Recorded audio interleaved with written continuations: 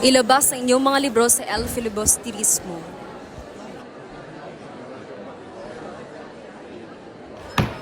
Ginoong Retes, bakit ka natutulog?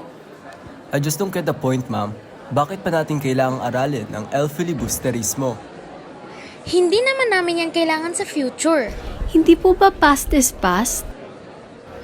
Makinig na nga lang kayo, hindi yung puro kay dada.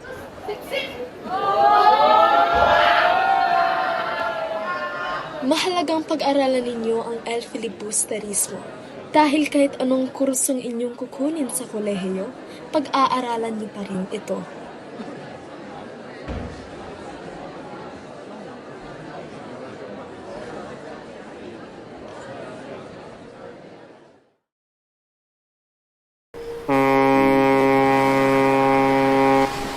Ito ang Vapor Tabo papunta sa lalawigan ng Laguna.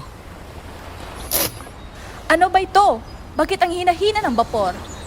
At dapat wala na rin mga Indio dito sa Pangpang, sa lipunan man o sa daigdig man. Buenos dias, Doña Victorina. General, bakit ang hina-hina ng takbo ng bapor? Pasensya na po, Doña. Tayo'y nag-iingat lamang at baka matamaan natin ang bukirin. Simpleng lunas lamang ang kailangan. Magpahukay na lamang ng bagong ilog. At sa gayon ay ipasarado na lamang ang ilog Pasig. Hindi ito basta-basta, Simon. Paano naman ang salapi at manggagawa nito? Napakadaling solusyon sa iyong problema. E di, ipakilos sa mga bilanggo. At kung kukulangin, ay ipakilos na rin ang mga mamamayan, bata at matanda. Ngunit kaguluhan lamang may dudulot niyan. Tiyak ako na hindi maghimagsik ang pulong ito.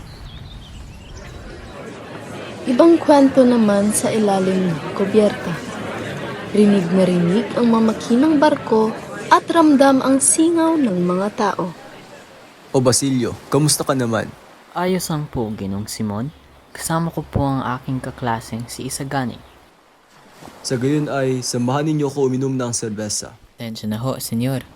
Ngunit hindi ho kami umiinom ng serbesa ng aking kaibigan. Sabi nga ni Padre Cabora, ang pag-inom ng madaming tubig ay nakakasama rin. Paparating mo rin sa kanya na kung iinom siya ng tubig kaysa serbesa ay mas makakabuti pa sa kanya. At kung galit, ay nagiging isang mapusok na baha. Na maaaring maging isang dilubyo. Isang dakilang sagot. Tunay nga na maaari maging dilubyo ang tubig. O siya, iwan ko na kayo.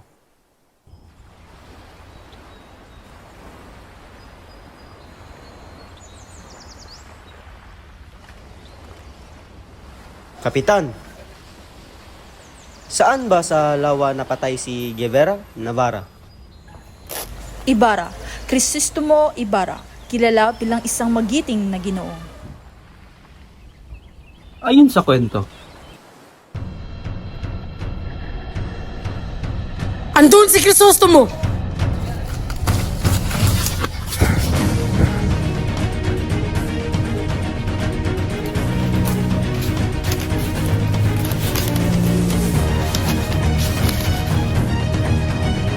Magpalit tayo ng damit upang hindi ka nila makilala. Crisostomo! Sumuko ka na!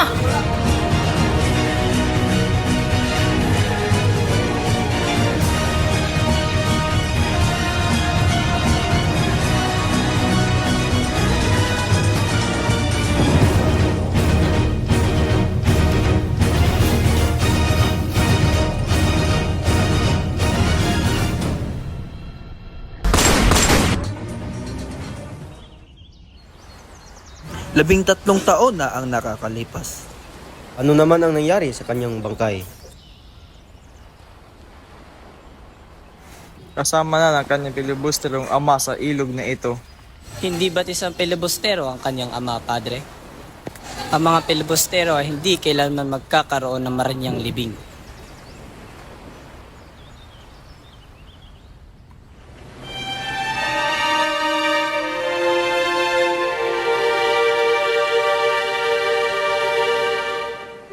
Totoo ba, Tay? Hindi po ba sapat ang ating pera para sa pag-aaral? Pasensya na, Huli.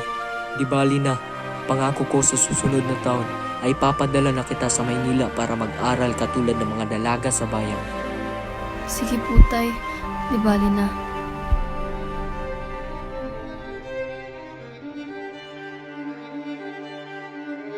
O Padre, naparito ka. Buti naman at nandito ka. Bakit po ba, Padre? May kailangan ka? Kailangan magbayad ng buwis 200 piso. Sinasabi mo bang magbabayad ako sa sarili kong lupa? Kung ayaw kong magbayad, mapipilit mo ba ako? Ito ay dahil sa inyong pagpapabaya, ibig sabihin ng neto, wala kang karapatan sa lupa. Dati ay maliit na halaga lamang iyan. Ngayon, 200 piso na? Abay, napakalaki naman. Huminahon ka na lang, Tay. Hayaan niyo na lang po sila.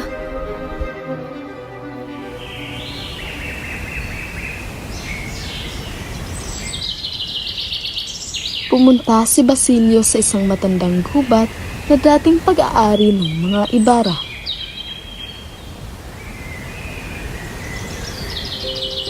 Labing 3 taon na ang nakalipas. Subalit hindi ko pa rin may tanggap ang iyong pagkawalay. Andito ang nanay!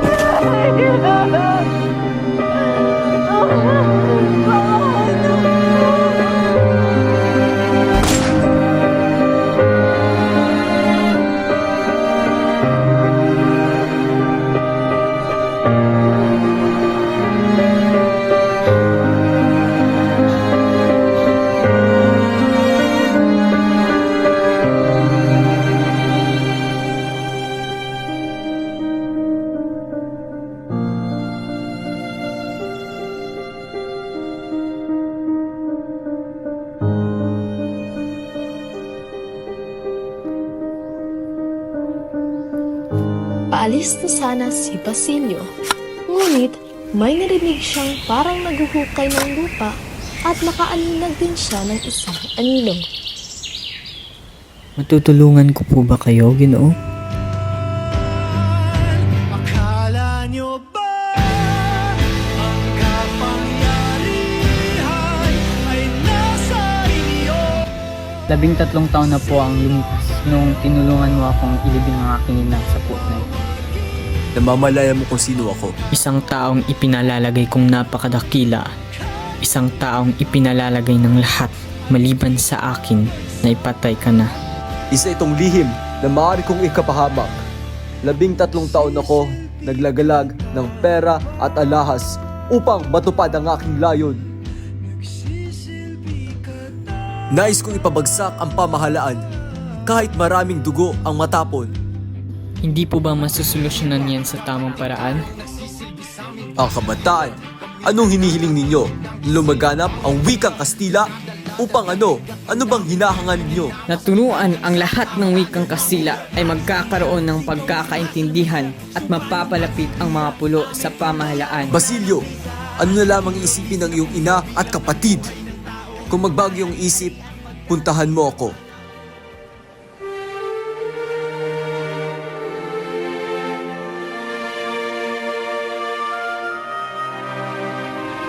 Nakituloy ang mang-aalahas na si Simon sa bahay ni Kabesang Tales.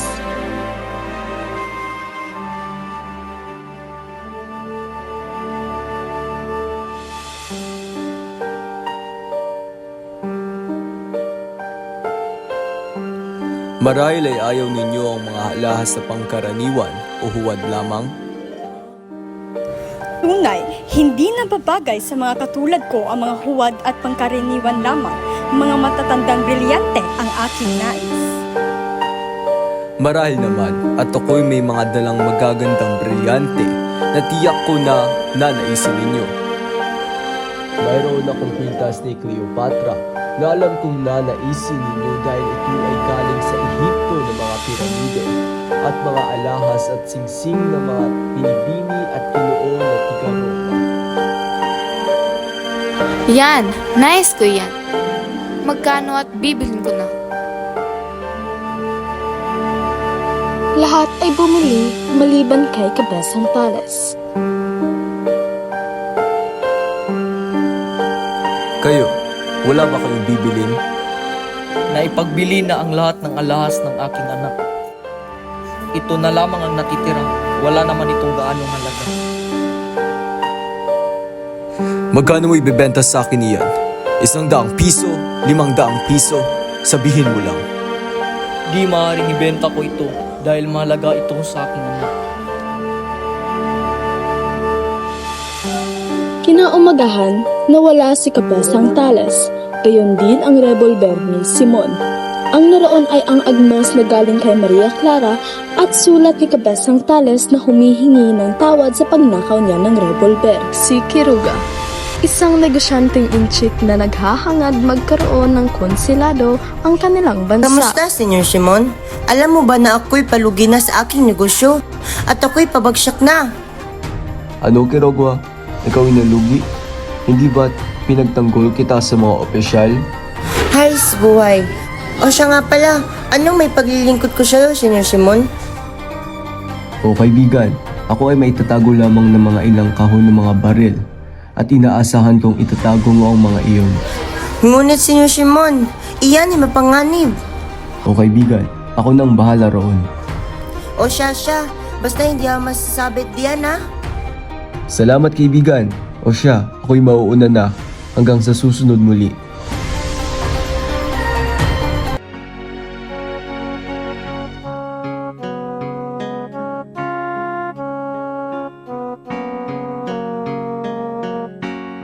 O anak,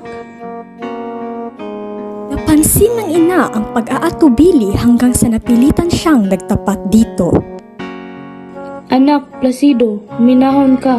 Anong mapapala ko sa isang pagiging abogado, inay? Ngunit, anong gusto mong mangyari sa'yo? Ang paratangan kang isang pilibustero, ang ipibilanggo at ipapatay. Sinasabi ko na noon pa na magtiis ka pa. Marami na akong naging pagtitiis. Hindi ko na kayang magtiis pa. Mas gugustuhin ko pang maging tulisan kaysa bumalik ng pamantasan.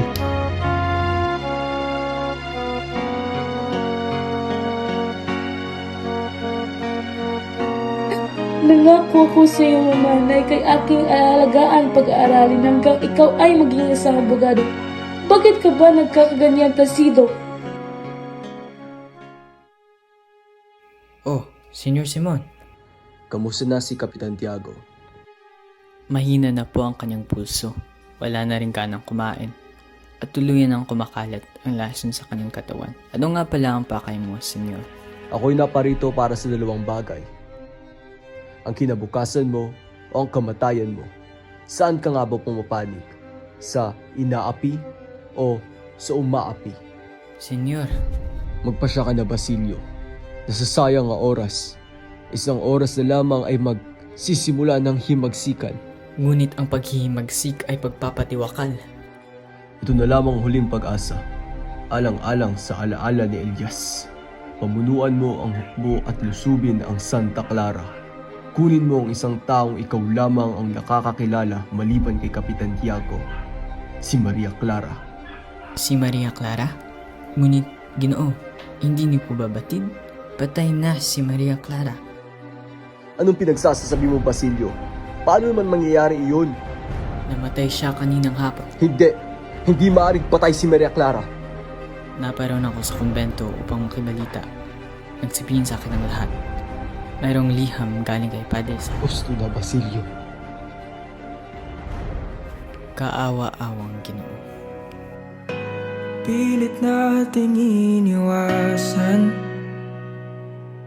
ganitong mga tanungan. At kahit di sigurado,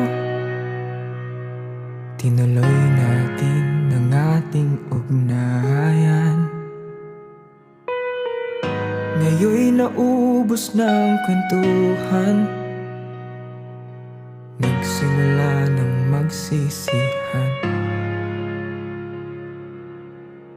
Lahat ay parang lumabo, di alam kung saan tutungo. Sabi ko na nga ba, dapat nung una pa lamang. Di na umasa, di naniwala. hindi tayo pwede pinagtagpo, pero di tinadhana, hindi na posible. Ang mga puso'y wag nating pahirapan, suko na sa laban, hindi tayo pwede. Alam natin wala tayong laban. Sabi ko na nga ba, dapat nung una pa lamang, Di na umasa, di na niwala. hindi tayo pwede pinagtagpo, pero di tinadhana, hindi na posible. Ang mga puso'y wag nating pahirapan, suko na sa laban, hindi tayo pwede. Halos maubos ko ang ipon ko sa pagtubos kay Huli at pagpapatayo sa amin ng bahay ni Ingkong Selo. Oh, Basilio, nasa piging ka ba kagabi? Wala ho, dahil masama ang kalagayan ni Kapitan Tiago at kinailangan ko siyang samahan. Mabuti naman at hindi ka ng paroon. Ikaw ba'y kasapi ng mga kapisnan na mag-aaral? Po, nagbabayad po ako ng butaw. Mabuti naman. O siya, mag-ingat ka ha. Mauna na ako. Po, bakit parang saya-saya mo naman? Hindi mo ba alam, isang linggong walang klase? Ha? Anong nangyari? Paano ba naman pinakulong ang mga kasapi ng kapisanan? Ha? Ikinatutuwa mo pa talaga yun? Siya, una na ako. Habang papunta si Basilio sa bahay ni Makaraig, napansin niyang nakagapos si Makaraig. Makaraig, anong nangyayari? Bakit ka nila hinuhuli?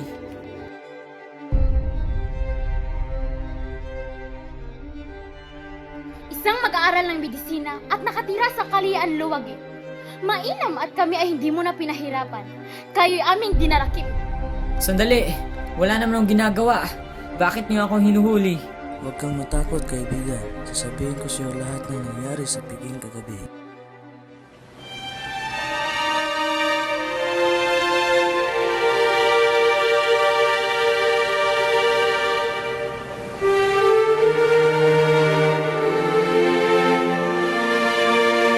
Oh, Huli. Kamusta ka naman? Mabuti naman po. Alam mo na ba ang usapin sa bayan na ito? Anong usapin? Nahuli ang ibang mga estudyante at isa na roon si Basilio. Ha? Sige. Kailangan ko na umalis.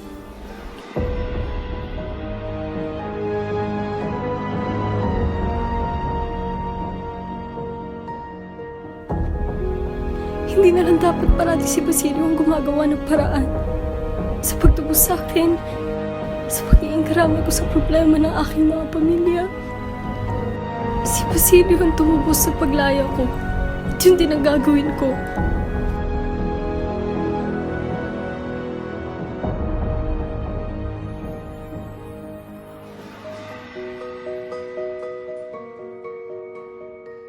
Si Padre Camora lang ang makakatulong sa iyo. Hindi ba siya ang nakatulong para makalaya si Tandang Selo?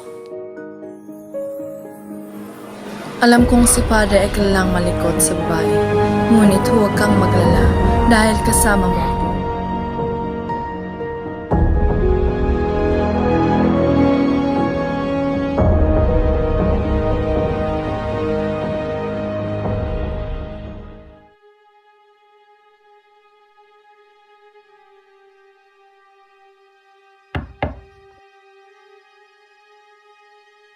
Pobrecita, halika rito. Magandang araw ho, Padre. Pobrecita, maupo ka.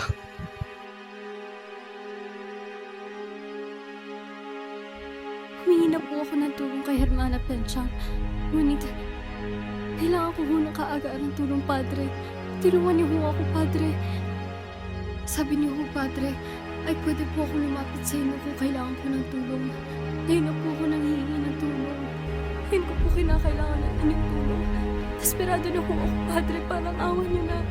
Si, pwede kang lumapit sa akin. Ano ba ang problema? Tinaki po ang aking nobyo na si Basilio, ngunit wala naman po siyang ginawang kasalanan, Padre. Pagpintangan lamang po siya. Nangihingi ako ng tulong sa inyo, Padre. Tulungan niyo ho ako, Padre. Oo, matutulungan kita. Bukas na bukas din ay susulatan ko si Alvarez at makakalayan na ang iyong nobyo. Talaga po ba, Padre? Napakabait niyo po, Padre. Tsaka yung utang na loob ko po sa inyo, Padre. Kahit ano, para sa'yo. Sumunod ka lamang, Patricia. Padre, tama na ho. Alam mo naman na siguro kung ano ang aking ibig sabihin. Paumanhin, Padre. Sa iba na lang ho ako hihingi ng tulong.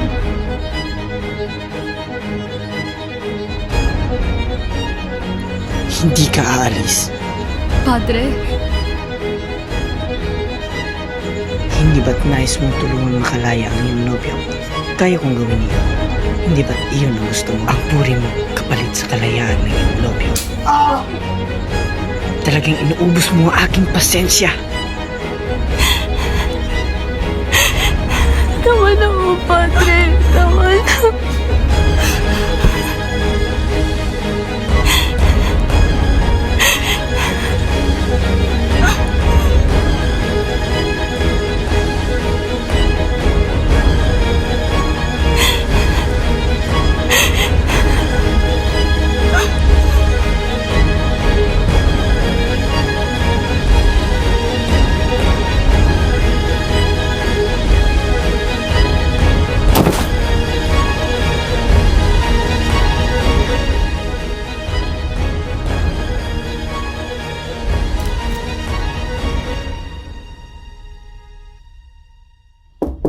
Senyor Simon, gusto ko ng hustisya. Gusto ko silang pagbayarin sa kanilang mga kalapastanganan. Wala na akong ibang nararamdaman pa kundi galit at paghiganti. Sasama na ako sa inyo, Ginoong Simon. Buti naman at nakapagpasya ka ng maayos. Ikakasal ang anak ni Don Pelaez mamayang gabi at magkakaroon ng piging. Ang lamparang ito ay magbibigay liwanag, ngunit panandalian lamang. Ano po bang ibig niyong sabihin? Hindi ito basta lampara lamang. Ito ay may dinamita kung saan naglalaman ng mga damdaming tinuis, paghihirap, at pang-aapi. Basilio, mapaparusahan na natin ang mga makasalanan.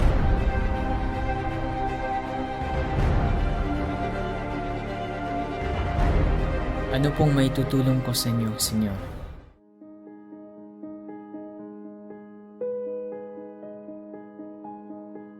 Isagani, Paulita, hindi ba't pinag-iinitan kayo ng mga gwardiya sibil? Baka matakip ka at makulong katulad ni Basilio. Umuwi ka na! kahit sandaling panahon lamang, makapiling tayo, aking buhay.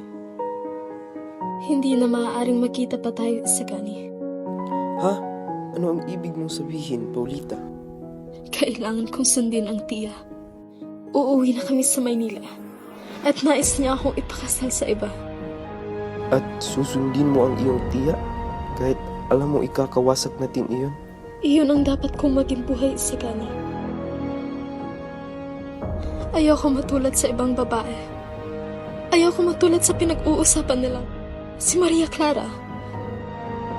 Kung sinunod lamang niya ang kanyang ama at ninong. Sana ay buhay pa siya ngayon. May mga anak na at namumuhay na mariwas sa San Diego. Iyon ang nais kong maging buhay, Isagani. Paalam at patawad buhay ko.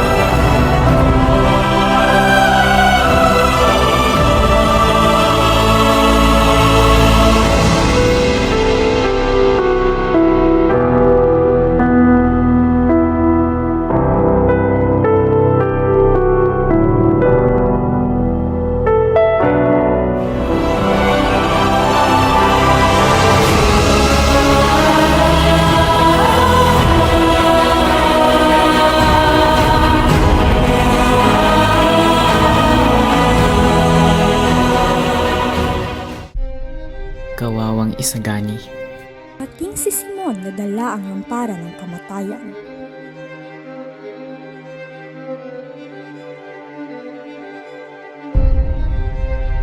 Salamat, Senyor. Hindi ka pa sasalo sa amin sa pagdiriwang? Hindi na, Doña Victorina. Pinapabot ko lang ang aking munting handog para sa bagong kasal. Sana ay magustuhan nila. Sige, mauna na ako. Isagani, ano pang ginagawa mo rito? Kailangan nating umalis. Bakit ako alis? Isagani, ang simbahan na yan ay may dinamitang sasabog na anumang saglit. Kaya tara na. Wala akong paki, Basilio. Kailangan ko makita si Paulita. Bahala ka, Isagani. Basta binalaan na kita. Dinamita? Kailangan kong iligtas si Paulita.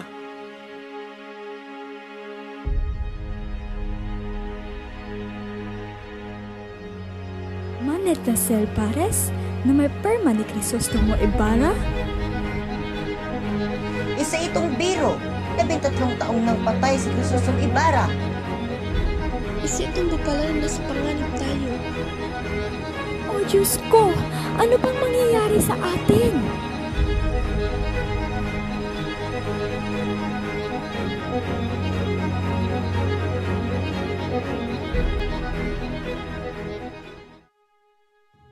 Wala ba si Simon sa handaan? Naroon, nakita ko siya, ngunit umalis ka agad dahil kukunin daw niya ang regalo para sa bagong kasal. Di ba kaibigan sila ng Kapitan General at kasosyo sa negosyo ni Don Timoteo? Oo nga, naunawaan ko na ngayon ang lahat. Ayaw niyo kasing maniwala na isang demonyan si Simon. Nabigo si Simon sa kanyang planong himagsikan pagitan sa mga makasalanan.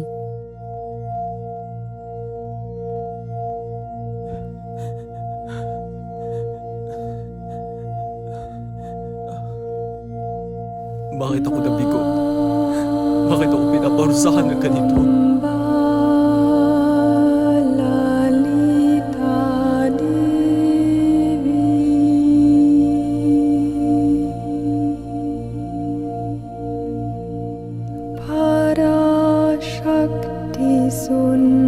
Simon! Anong ginawa mo? Huwag ka na maglala, Padre. Nangyari na ang dapat mangyari. Anong ginawa mo? Padre, bago ako mamatay, gusto kong pangumpisal. Handa akong makinig. Totoo ba na mayroong Diyos? Oo, laging natin siyang kasama. Ayokong mamatay na makasalanan. Tunay nga na ako'y nagbalik upang maghiganti. 13 taon na ang nakakalipas nang masawi ang aking ama. At ngayon naman ang aking pinakamamahal na si Maria Clara. Makikinig ako. Ako, si Crisostomo Ibarra. Ako'y nagkasala. Patawad. Tayo ay mahal ng Diyos, kaya alam ko na ikaw ay kanyang papatawarin.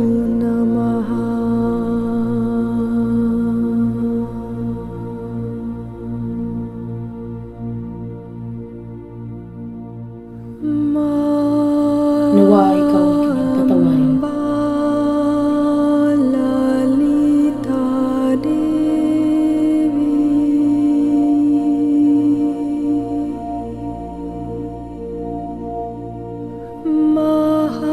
Mahakali Bhairavi,